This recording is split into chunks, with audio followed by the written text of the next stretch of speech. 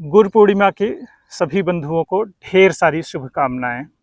गुरु जीवन में सबसे बड़ी तलाश होती है कि ऐसे व्यक्ति के पास हम पहुँचे जो हमारा मार्ग दर्शन कर सके कि वास्तव में हमें जाना कहाँ है। चलते तो हम सभी लोग हैं और कहीं न कहीं पहुँच ही जाते हैं, पर पहुँचना कहाँ है, उसके लिए कौन सा रास्ता सर्वोत्तम होगा। तो किसी ऐसे व्यक्ति के पास पहुँचें जिसने अपने जीवन के अनुभव से, ज्ञान से, अध्ययन से, चिंतन से, मनन से बहुत सारी चीज़ें ऐसी जानता है जहाँ तक हम पहुँच नहीं पाए हैं। तो उस पहुँचने का जो रास्ता हमें दिखाएगा, वास्तव में वही गुरु होगा।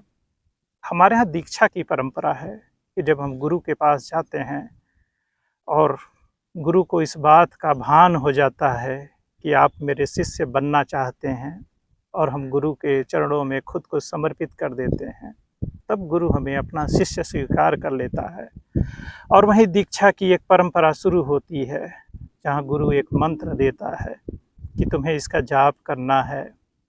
जाप क्या है? ध्यान लगाने की एक स्थिति है, जीवन को नियमित करने की एक प्रक्रिया है।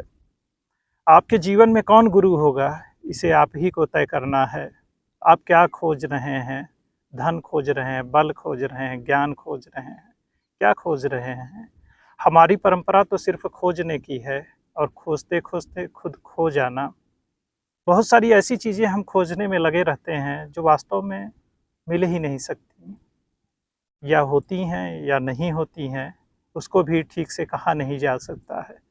पर तलाश तो कुछ करते रहना है ना, उसी का नाम खोज है। और इस खोज में जो मार्गदर्शन करेगा वह गुरु है। तो गुरु की महिमा तो अनंत है।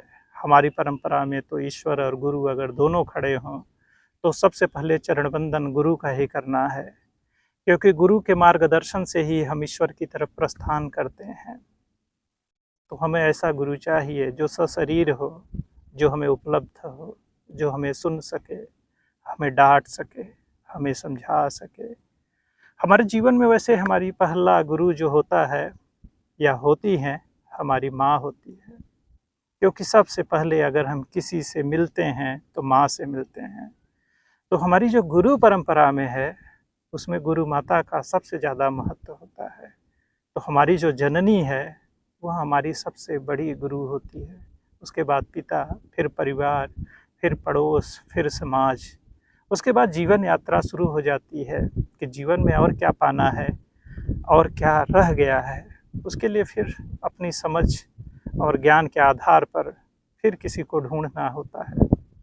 इस ढूंढने के लिए आप सहर्ष उपलब्ध रहिए और निरंतर खोजते रहिए। समाज में सिर्फ लोगों को दोष मत दीजिए, क्या अच्छा है क्या बुरा है, उसमें आपका योगदान क्या है, आपने उसको अच्छा बुरा बनाने में कैसी भूमिका निभाई है, यह समझने की ज़्यादा ज़रूरत है। तो आइए गुरु की शरण में चलते हैं और इस समाज को बेहतर बनाते हैं और अपने शिकायती स्वभाव को थोड़ा सा विराम पर ले जाते हैं, विराम नहीं तो अर्धविराम पर ले जाते हैं और बेहतर करते हैं, हंसते हैं, मुस्कुराते हैं और लोगों का साथ देते हैं। इसी के साथ गुरु पूर्णिमा की ढेर सारी शुभकामनाएं।